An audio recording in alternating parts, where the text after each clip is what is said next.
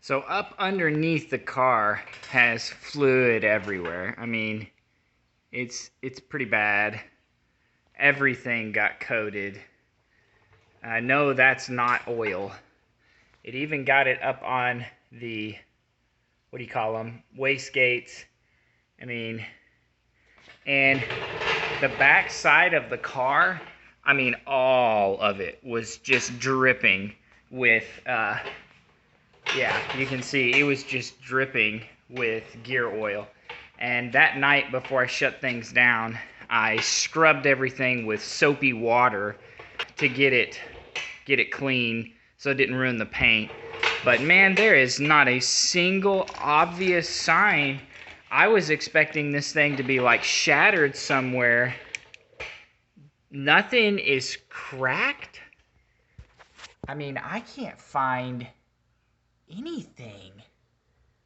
The guy at RPM Transmission said I probably pushed out my side covers, and I don't see anything. Nothing remotely looks cracked or broken. Matter of fact, it's dry on this side. It's only wet on this side. And you can see this axle is wet, but then the seal, I don't know if I can get that. The seal is dry. So I am at a loss. I am so confused. And it's definitely the rear end, because nothing up here on the trans is dripping. Nothing up there on the tranny is dripping. I didn't push out the rear main seal because I had some situations on the dyno where under boost it was dripping a little bit out of the rear main seal, but I got that fixed by basically just opening the oil cap. I'll show that here in a little bit, but this is how I know that it's not the rear main seal or anything like that. That is just straight up crankcase vent, straight through. It works okay. You can see it kind of gets oil residue in the engine compartment. This just doesn't flow enough from down in there, and I have that one plugged off. So what I'm planning on doing is drilling a hole in the oil cap and running it from there into there. That way all the oil goes in there and I'll be good. So I know it didn't blow out the crankcase seal. Nothing on the transmission side is broken. Nothing is cracked. The bell housing is not cracked or broken. Like, I'm at a loss. So the only thing I can think of to do now is drain the fluid. Maybe the spider gears broke? I don't know, but that doesn't explain why it would be shooting fluid out. Because I drove it home under its own power, and the drag strip is about an hour drive away.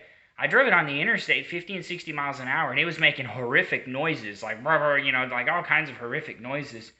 But nothing, I mean, it still drove, and every gear works. First, second, third, fourth, fifth, sixth, and reverse, all work. I mean, I had it parked over there backwards. I drove it down my driveway, out around, and then up in here, and it drove just fine. I mean, you wouldn't think there was anything wrong with it. So let me get the camera set up and drain the fluid real quick. I got the oil plug broke loose, but I haven't drained it yet. Sort of scared of what I'm going to see. If any fluid even comes out, because it leaked quite a bit. I've got a little clear thing so I can see if there's any metal shavings. Wow, that's actually quite a bit of fluid. Oh, maybe not. I don't really see.